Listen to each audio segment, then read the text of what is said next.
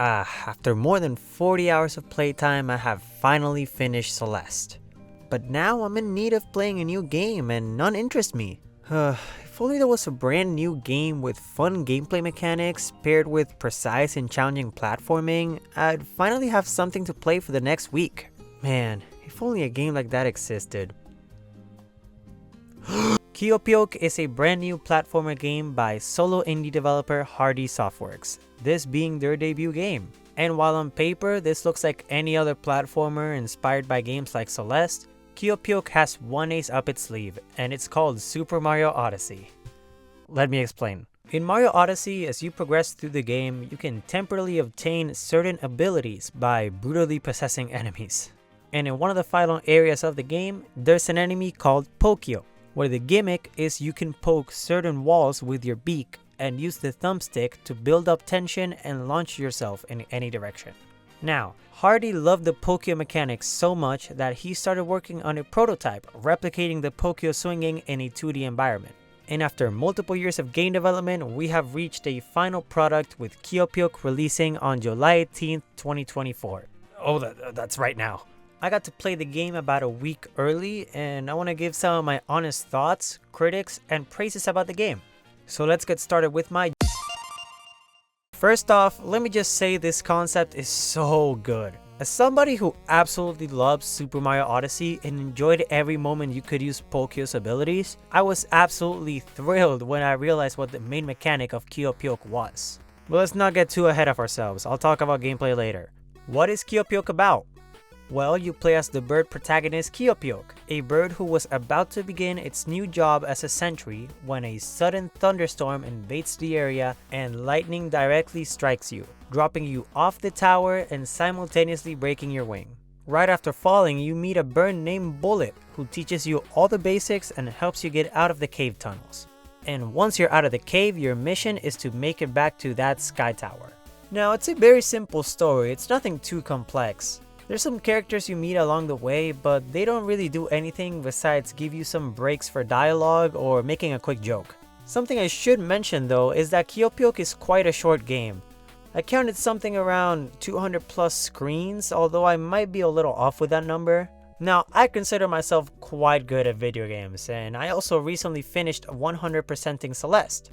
So in my case, I finished Kiopioke beginning to end in a little under 3.5 hours. But it could take longer for you if you're not experienced with platformers and such. Also, something that can affect your total playtime is how quickly you adapt to mechanics. So, let's talk about the...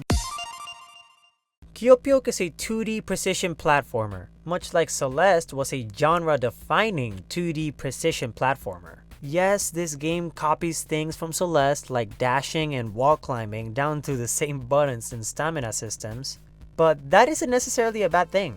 It felt very nice to pick up a brand new platformer and it feeling basically identical to the one I had just finished. The basic controls are simple and I didn't have to learn the basic mechanics like dashing.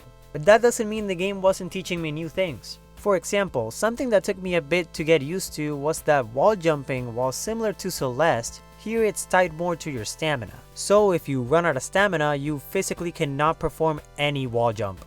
Now let's talk about the meat of the game. The poking mechanic. Poking is very simple. You can poke certain walls by pressing the right bumper on your controller or set on your keyboard. Once you're poked into the wall, you can just aim yourself with the thumbstick or arrow keys, let go, and congrats, you just launched yourself. And if you hold the button for poking, you can move around without launching yourself, which makes for some obstacle dodging sections. This whole thing works so well in a 2D space. I would have never known I needed a game made for the poke and launch mechanic until I played Kiopioke. But that doesn't mean that I didn't struggle with getting used to poking though. Multiple times during my playthrough, I would try to launch myself horizontally, expecting myself to go in a straight line, but then immediately dying because instead of being launched straight, I'm being launched straight down. Eventually I got used to it, but it definitely annoyed me each time I did it on autopilot.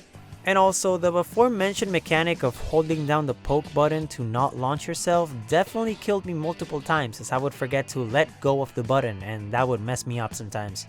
Now, ignoring that personal skill issue, I really didn't struggle with much of the game, aside from certain sections of the game that would just not let me go. Let me put something straight. This game can get hard. It honestly caught me by surprise how much I struggled with it during certain points. Each zone has a secret collectible you can obtain, but these are hidden away behind secret paths you have to get to that contain a set of multiple really hard rooms. During my playthrough, I managed to find and complete 2 of the secret paths in the game. I got to the entrance of the secret path for the final area of the game, but I decided to skip it as I feared I would not finish this video on time if I tried beating it. However, that does not mean the normal paths of the game aren't hard either. There were multiple times during the last 2 zones of the game that I would get stuck on a screen for more than 10 minutes, so it can get hard for sure. But most of the difficulty for me came from trying to figure out the puzzles and mechanics during certain sections of the game. But of course, difficulty is subjective. Everyone has a different level of skill, so I can't truly speak about the difficulty of the game, as maybe it could be easier or harder than what I'm saying for you. So, what do I think about the game? Well, Kiopioke is a great platformer with a great idea. It controls great, and even though it looks like it copies things from Celeste, it has some cool mechanics to make it feel fresh enough. Something I really like about the game is that, like Celeste, you can beat certain screens with multiple different methods if you're good enough, which I absolutely love. I know I cleared multiple rooms in the most incorrect way, which I will always enjoy. I think the only thing that's not to like about this game is how short it is. I'd love to see some new levels through stuff like content updates or with modded/Steam Workshop support for community-made levels. It'd give players like me who want to play more of the game more reasons to come back to it and try the brand new content every now and then. But overall, I'd say I enjoyed my time playing Kiopioke. I'll definitely come back to it to try and get all the secrets and achievements, or try and speedrun the game beginning to end. Who knows? I think this game is going to be pretty popular on speedrun.com. So yeah, if you're into platformers, and especially platformers like Celeste, I'd highly recommend picking it up and supporting the dev. Hello, yes, hi, it is me, Midnight Editor Ale here. So I just found out that there's a launch sale for the first 2 weeks of the game being out. From July 18th to July 31st, you can buy yourself a copy of Kiopioke for 20% off on Steam. So yeah, go get the game now on sale if you're interested. Also want to say thank you to HardieSoftworks for providing me a key for the game so I could play it early and make a review on it. I highly appreciate it as a very small fellow like me. Thank you all so much for watching, and go watch my game reveals video if you haven't yet. Please, the algorithm didn't even give it a chance.